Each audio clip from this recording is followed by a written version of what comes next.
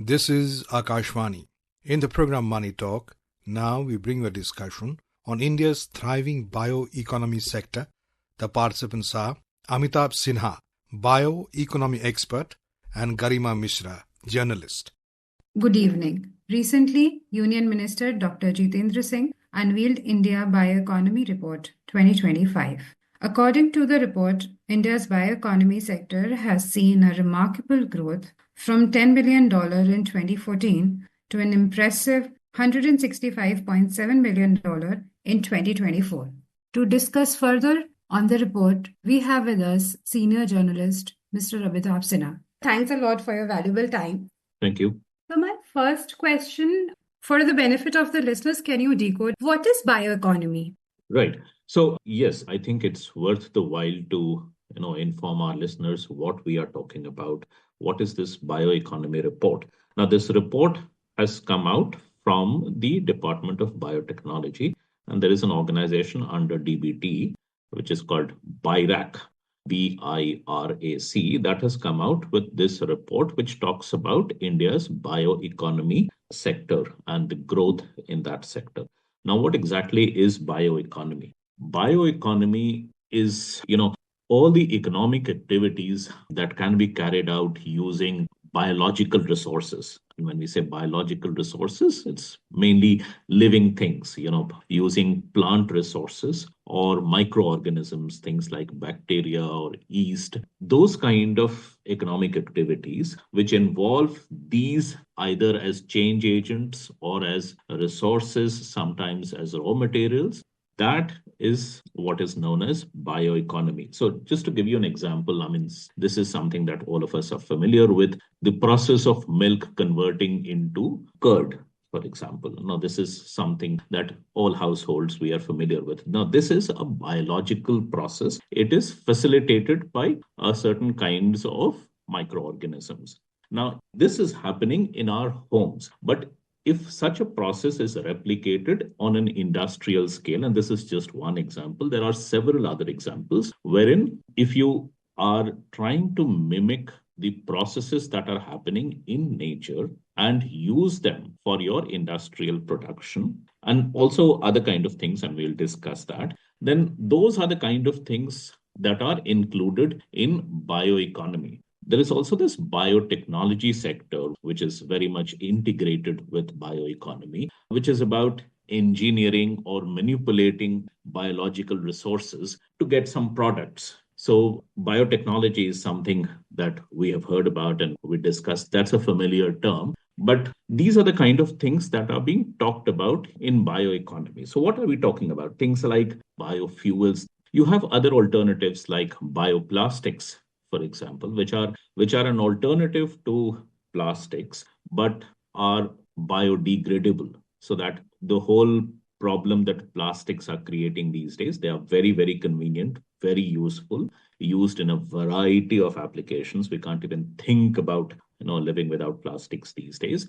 But the problem with them, and all of us are aware of that, they are not biodegradable. They remain in nature for a very long time. Now, you have biological alternatives to that made from, a certain kind of crops again, which are, in general referred to as bioplastics. Now, they offer a whole range of utility similar to what the plastics offer, but they are biodegradable, which means they are eco-friendly, they are sustainable. So these kind of things, when we are talking about using of biological resources, either as raw materials or as change agents, and using them for making different kinds of products or services and having an economy around it, that's what we are referring to as bioeconomy here. So you in very detail explained about what bioeconomy is. I want to know, it is being said that biotechnology will be a key pillar in India's future economic growth. So what do you think would be the reason for it? What are your thoughts? So there are two or three things that are being kept in mind while trying to promote bioeconomy. Now, biotechnology, as you said, it's not a new thing. It has been there for a very long time. In fact, a lot of it gets applied in two sectors. One is medicine, healthcare sector. The other is agriculture, agriculture, wherein we have seen genetically modified crops, for example. In the medicine or healthcare sectors, you have this whole range of things like, you have vaccines which are based on microorganisms. Then you have whole biopharmaceutical industry, which uses biological products instead of chemicals, which we are much more familiar with. Now you also have this area of gene therapy and all that. Now, when I said there are two or three things that are being targeted while promoting bioeconomy, one of them, of course, is sustainability. And we just talked about it as well. Sustainability, most of these things are much more sustainable or much more eco-friendly than their chemical alternatives or the other alternatives that are available. The reason being that what the industries are trying to do is mimicking the processes that already exist in nature. Again, as an example, I'll offer, we use fertilizers, we use pesticides in our agriculture. Now, these are all chemicals, and now I'm sure everyone is aware of, the side effects or the harmful effects of using excessive fertilizers, excessive pesticides. There are all sorts of downsides to using that, including water pollution and air pollution, health impacts, those kind of things. Now, there is this whole class of products which are termed as biofertilizers or biopesticides, wherein you allow certain microorganisms to work on soil health. They would naturally, through natural process, in any case, they do it. Now we are facilitating by introducing these microorganisms into our fields, and then we let them do their natural thing. And, in their natural processes, they would produce the nutrients that our soil needs, which otherwise we bring through chemical pesticides and those kind of things. So nitrogen, for example, or phosphorus, these microorganisms, they break down things that are around the field itself. And in the process, these kind of nutrients are released, which are very good, which act as biofertilizers or pesticides for the crops. Now, this, as I said, is a natural way of doing it and therefore is sustainable, much more sustainable than the alternatives that we have been using. So that's one. The other thing is relatively, it's not been utilized that much. Now, of course, there are lots of areas in which a lot of research is also required to be utilized. So the other thing that is being looked at is because this has not been applied, this has not been used to its full potential. So therefore, there is huge thing for growth here. There is a very big potential for growth. And in fact, the report that we are talking about, that also, if you see, year on year, it's delivering about 10% growth, which is quite decent. So it has a lot of potential for creating jobs, for example, for creating new companies. The third thing why this can be promoted is also that most of the resources that we are looking at, either as change agents or as raw materials, are homegrown. It's like you do not have to depend on if microorganisms, for example, or enzymes or proteins that you are looking at, these can all be homegrown. You are not entirely dependent on imports or on other countries to facilitate these processes. So these are few things. I'm sure there are more, but some of these things why we need to promote bioeconomy, sustainability being a big reason. In fact, there is this whole discussion on nature-based solutions in the climate change context, where exactly these kind of activities are being promoted for dealing with climate change issues. So it all integrates together. This is a natural way of doing things. This is a sustainable way of doing things. And that's why it needs to be promoted. This is also cheaper, by the way. So, as I mentioned in the introduction, that India's bioeconomy has been witnessing a continuous rise, and in past 10 years, it has grown tremendously.